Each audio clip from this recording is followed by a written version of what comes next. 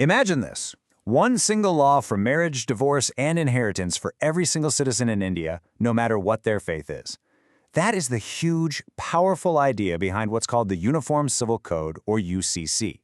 And let me tell you, it's one of the most foundational and fiercely debated topics in the nation's entire history. So, let's unpack why. All right, here's how we're going to break this all down. First, we'll get straight to the point. What is the UCC?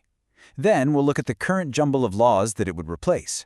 After that, we're diving straight into the heart of the debate, the passionate arguments for it, and the serious concerns against it.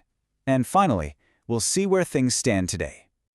Okay, so let's get right to it. When you hear people talking about a uniform civil code, what are we actually talking about?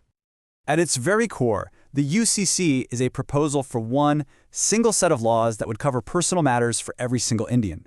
We're talking about the big personal stuff here: marriage, divorce, who inherits property, even adoption. And the most important phrase is, regardless of their religion. So instead of having different rules for different religious communities, the idea is to have one common code for everybody. Now, this whole idea isn't some new thing. It's written right there in Article 44 of India's Constitution. But you've got to pay close attention to the word they used: endeavor. This puts the UCC in a special category called directive principles. You can think of these as the Constitution's to-do list for the government, basically goals to work towards. They're not like fundamental rights, which are the must-do guarantees for every citizen.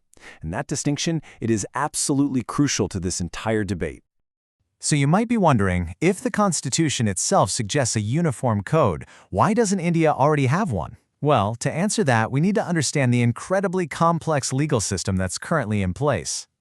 You see, right now, India doesn't have just one law for these personal matters. It has a whole patchwork of them.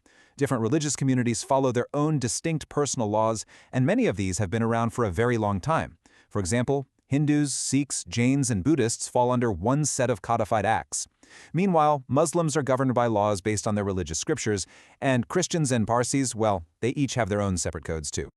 And that brings us to the big question, doesn't it? This system of separate personal laws has been a part of India for a long, long time. So why is there such a persistent and often very passionate debate about changing it all? To really get why so many people are pushing for this change, we've got to look at the powerful arguments for a uniform civil code. Supporters of the UCC bring up some really major points. First and foremost is gender justice. The argument is that some of these personal laws have provisions that discriminate against women, and a single modern code could guarantee equal rights for everyone. Then there's the massive constitutional principle of equality before the law. Proponents say a UCC is the ultimate way to make that a reality. Beyond that, there's the idea of national integration, that one law for everyone helps build a common Indian identity. And finally, there's the very practical argument of simplifying what is, right now, an incredibly complex and often confusing legal maze. But that's only half the story. This is nowhere near a one-sided issue. There's a completely different and deeply felt perspective here, one that's rooted in very real concerns about identity and freedom. A huge worry for opponents is that a UCC could threaten the unique cultural and religious practices that make India so diverse. For many minority communities, there's a real apprehension that a uniform code might just mean a code based on majority practices. And then there are the immense practical challenges. I mean, how do you even begin to create one single law on inheritance that satisfies so many different traditions?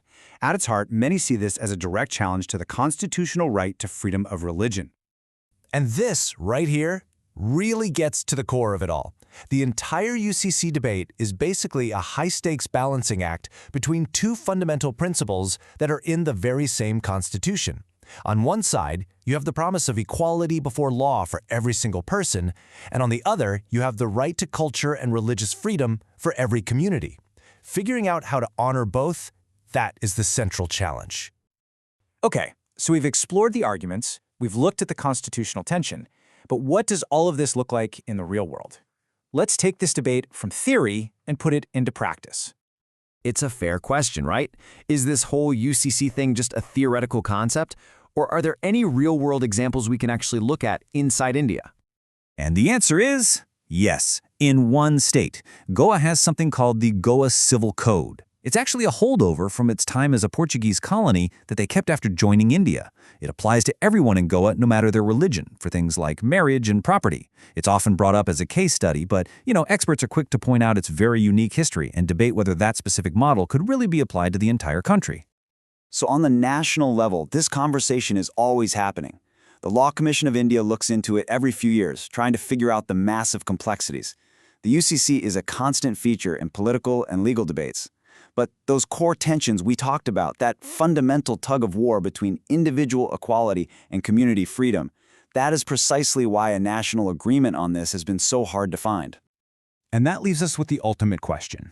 You see, the debate over the Uniform Civil Code isn't just about legal text in a book. It's about the very idea of India itself.